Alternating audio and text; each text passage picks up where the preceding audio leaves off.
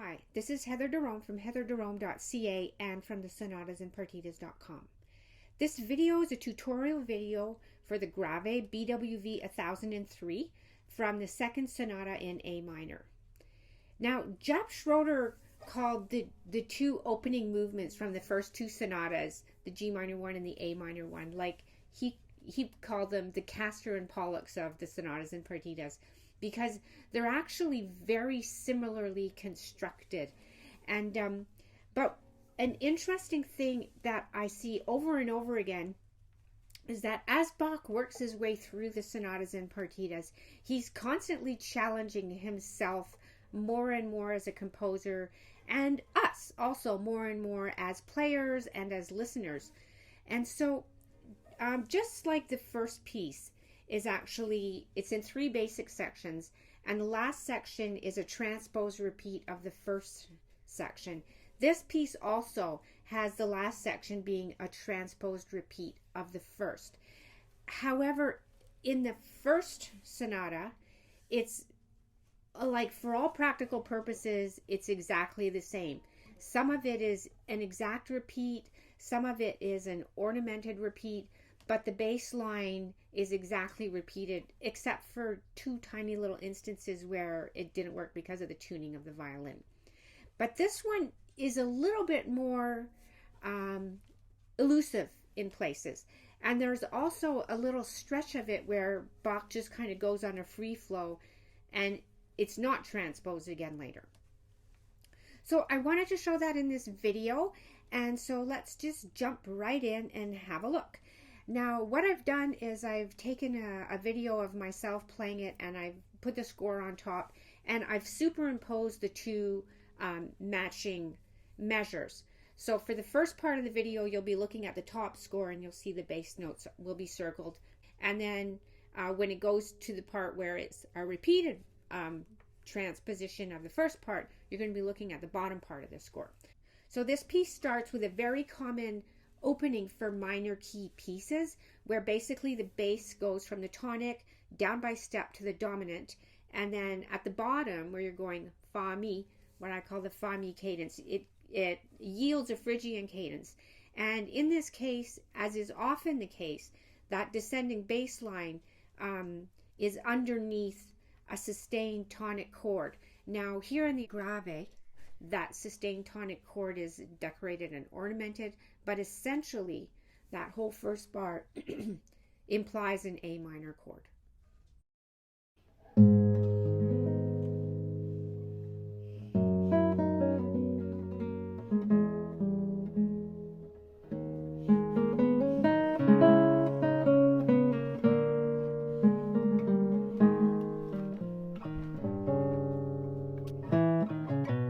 And now we're about to deviate and go into that section, as I mentioned, that's the free flow.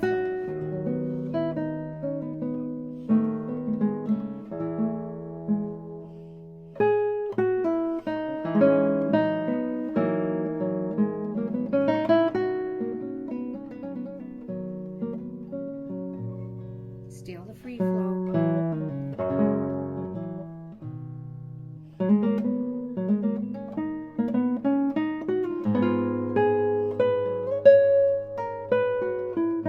Still the free flowing section.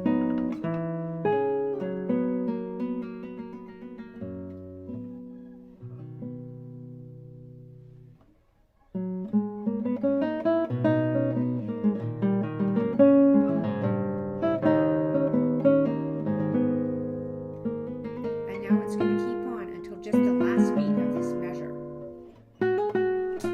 Here I've just color matched them so that you can easily look up and down and see what goes with what.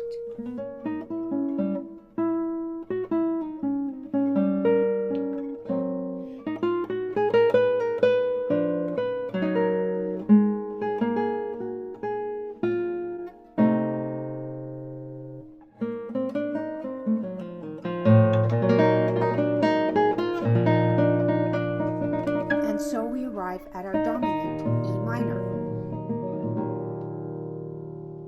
And now a short transition that's going to take us to D minor.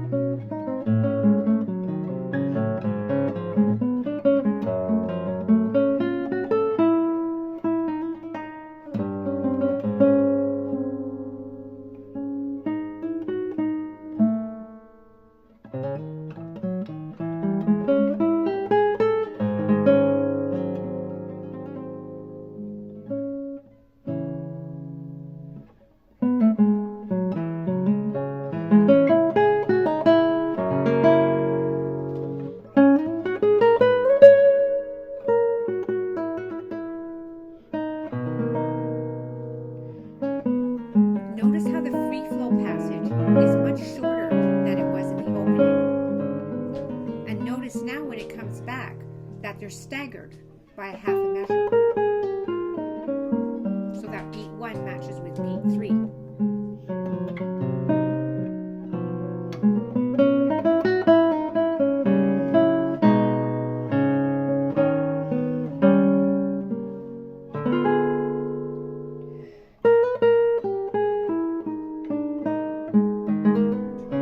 And now we arrive back at our home key of A minor, this time on a weak beat.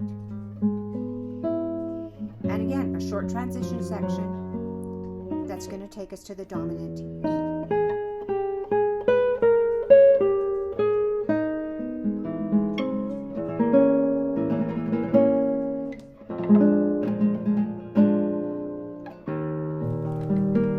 So that the fugue can have its pickup note on the dominant. Now, having gone through all that and thinking about Jaap Schroeder's idea of these two opening movements being like the Castor and Pollux of the Sonatas and Partitas, I'd like to take a little jump back and look at that, have a look a bit at the bigger picture. Now, here's the Adagio from the G minor sonata broken into 3 parts, and in that movement, the third section is an exact transposition of the first, except for there's one place in the third section that has a bass note that the first section doesn't have, and there's a place in the first section with a bass note that the third section doesn't have. Now, looking at the 2 parallel sections of the grave, we can see that Bach has made it a little bit more elusive. First of all, he introduces the free flow little passage, and in the second part, that passage is shorter. And then when he gets back to where the parts are transposing each other, they're staggered by a half a bar. So what happens on beat 1 then happens on beat 3. And vice versa. And so that allows him to arrive at the E minor with a nice strong landing, and then at the end it allows him to arrive back at his home key of A minor slightly before the end of the piece, so that he's not actually landing on it on a downbeat, because what he wants to do is make his way to E, the dominant, to start the fugue. And also, as a student of mine pointed out, when Bach arrives at this A minor before the end of the piece, he's already like creeping into the fugue, because there's the head motive of the fugue. That never appeared before in this grave, and then here again, and again. And then when the subject starts, we've already heard that a few times. And then he makes his good strong landing on A minor on the first full downbeat. Now I'd like to take one last little hop and a skip backwards and have a look at these little sections that connect the outer parts that are variations of each other. Now I made a full video on the connecting section for the Adagio, BWV 1001, because it contains some of the most singular writing really in all of the sonatas and partitas. Now in this movement, the connecting section is very short. Basically, Bach has to go from E minor to D. So he's just making his bass go down a step. So what he does is he brings the bass down, E, D, C, could be B flat, it's not there, A. And then he's at the dominant of D, and he goes to D. And then he uses that again at the end, mirroring it when he's making his descent down to the dominant of A minor. He lands on A minor, and then goes down by step, A, G, F, E, and then he's at his dominant and ready to start the fugue. So I hope you found this helpful. If you'd like to find out when new videos get uploaded, you can subscribe to the channel, turn on your notifications, or else you can also subscribe to our non-promotional newsletter at sonatasandpartitas.com.